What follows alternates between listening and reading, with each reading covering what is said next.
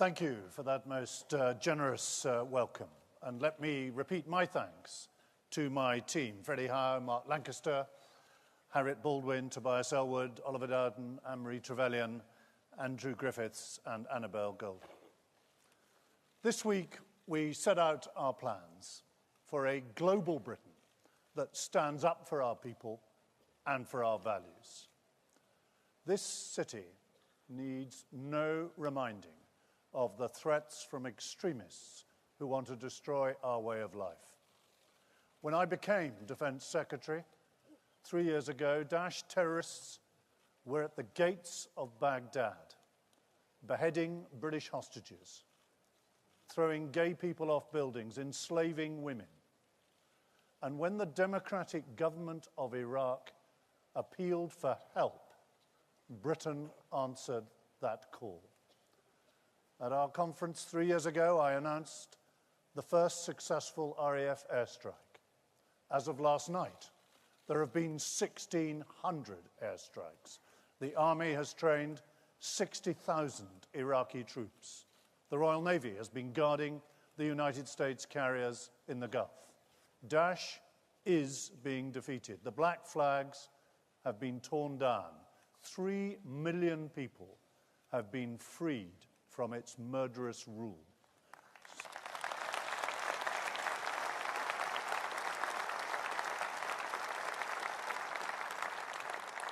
So we should be very proud of the contribution of our armed forces to this success, and I'm delighted to tell you that a new medal will be awarded to those servicemen and women who are doing so much to fight the evil of our time.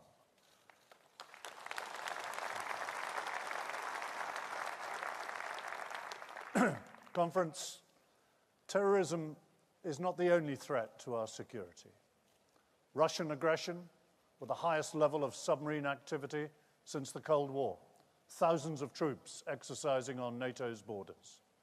North Korea, firing ballistic missiles over Japan, cyber attacks on our own National Health Service and on our Parliament. So we are stepping up our response. Today, our armed forces are on operations in more than 25 countries. Conference, they're helping to stop Afghanistan become a haven for terrorists. They're training Ukraine's armed forces to defend themselves against Russian aggression. They're down in Nigeria, helping to tackle terrorists, and they're supporting United Nations peacekeeping in Somalia and South Sudan. And we are leading in NATO. Our army deploying in Estonia and Poland, RAF Typhoons protecting the Black Sea skies, and the Royal Navy leading NATO's maritime task groups. And our armed forces are also ready for anything. Look at the response to the most powerful hurricane ever to hit the Caribbean. RFA Mounts Bay was already on station to provide immediate assistance, helping our people, the people of the British Virgin Islands, Anguilla, Turks and Caicos. Within a week, we had deployed 600 service personnel, 3 helicopters, and 1 foreign secretary. We even flew French supplies from Normandy to Guadeloupe. From Asia Pacific to the Middle East to Europe, we are deepening our defense ties with our allies and partners. And Conference, we have no greater ally than the United States of America. In defense,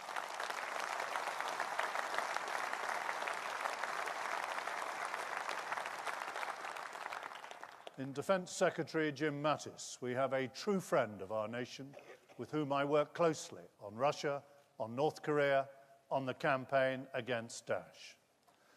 And here at home too, our armed forces are patrolling our skies and seas every hour of every day. Every one of them deserves our gratitude.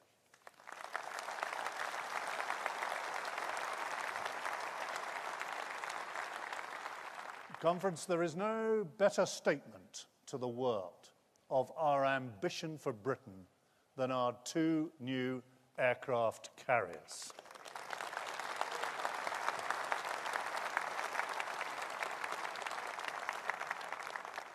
This is the lion that really roars.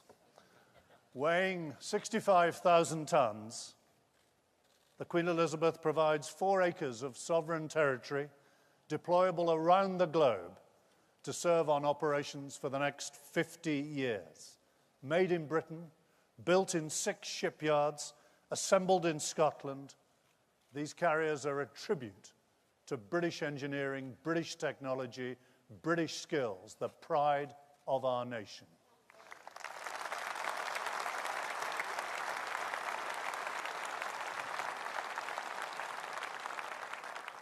And yes, there will be planes on them. We already have 12 F-35 jets with 120 ground crew and pilots training up in the United States before the first squadron arrives in RAF Marham next summer.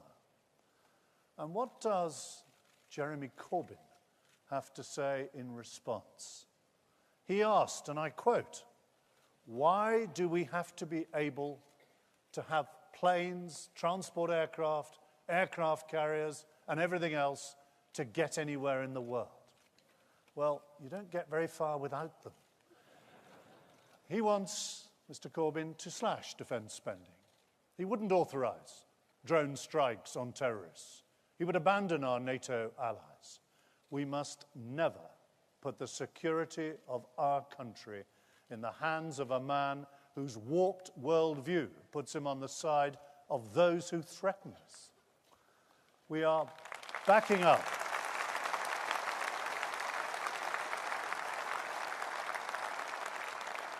We are backing up our global ambition with the 5th biggest defence budget in the world.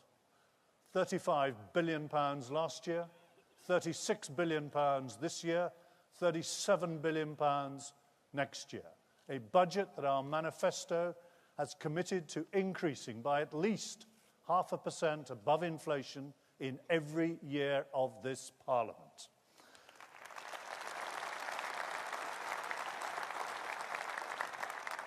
Now, of course, you'll always find retired generals or admirals who'd like even more. But what matters, Conference, isn't just numbers. It's power, stronger, smarter defence. We're now investing £18 billion a year in new equipment. And by the way, 18 billion really is 350 million a week.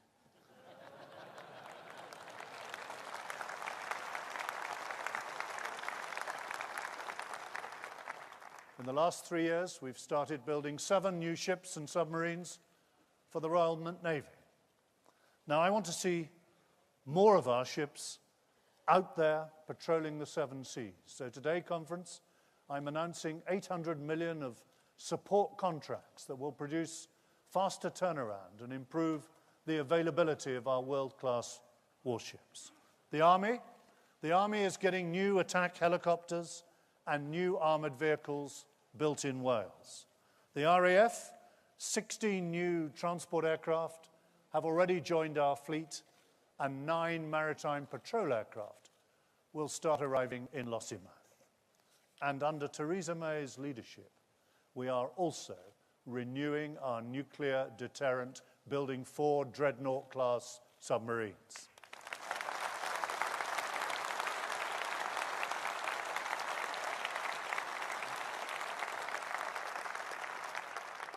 North Korea's illegal testing underlines just how irresponsible it would be to scrap the deterrent that protects us. It's all very well Jeremy Corbyn saying he would never use nuclear weapons. But, Conference, Manchester and London are closer to Pyongyang than Los Angeles. Being prepared in the most extreme of circumstances to use nuclear weapons is what separates a prime minister from a pacifist.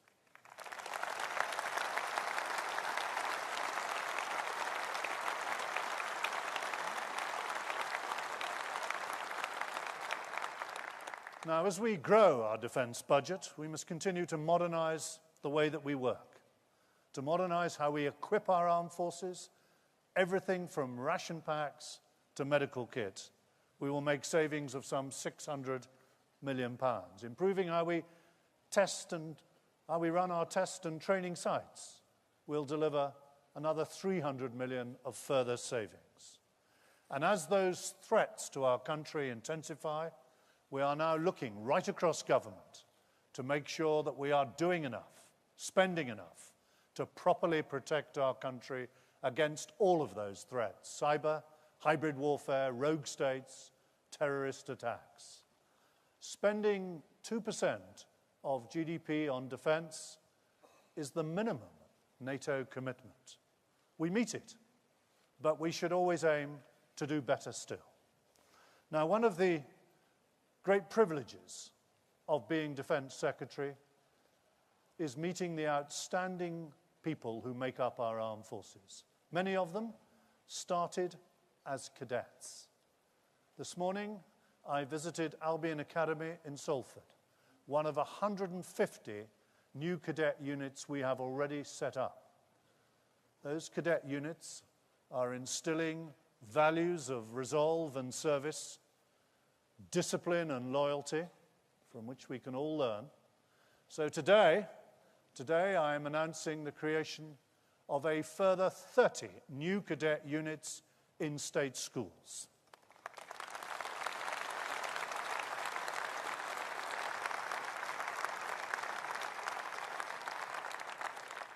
I also want to attract into our armed forces more ethnic minority and female recruits. I set a target of 10% of recruits in future to come from a black, Asian or minority ethnic background by 2020. We're at 7% at the moment. And they're joining some who've already reached the ranks of Brigadier, Commodore and Air Commodore. We're also on track to meet our target that 15% of new recruits should be female. But I want to do even better. So I'm opening up every single role in the armed forces to women, so that talent, not gender, determines how far you can go.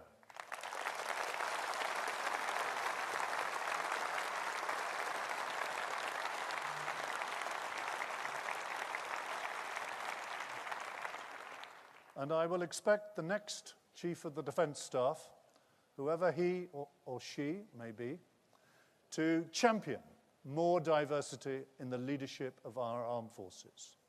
I will also lead a new Ministerial Covenant and Veterans Board to look after our armed servicemen and women better when they leave. Often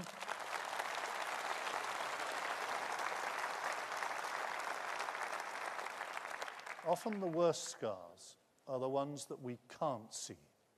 So we must deliver mental health services better tailored for our veterans.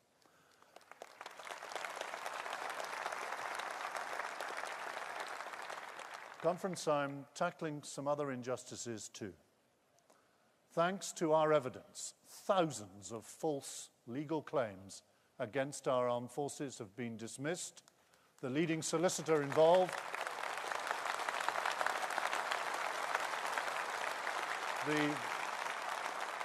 The leading solicitor involved has been struck off, and I've shut down the Iraq Historic Allegations Tribunal. And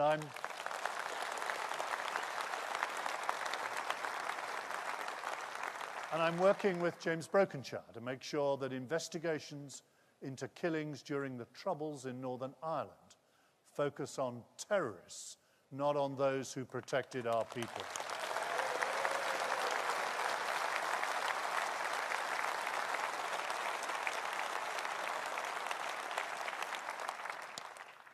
Conference, under this government, we will go on increasing defence spending. Our magnificent armed forces will go on keeping us safe. But as citizens of a truly global Britain, we have a wider, deeper responsibility.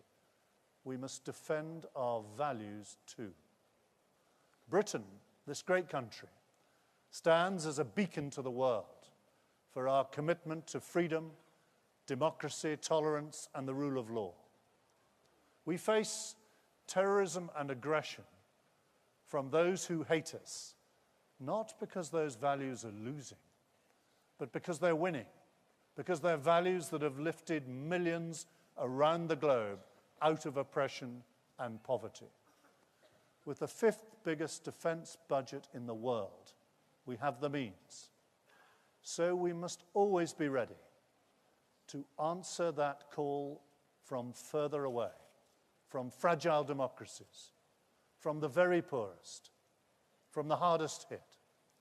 That means deploying our ships, our planes, and yes, our troops on the ground, where we and our allies are asked to help. Standing up for what we believe in, standing up for global Britain. Thank you.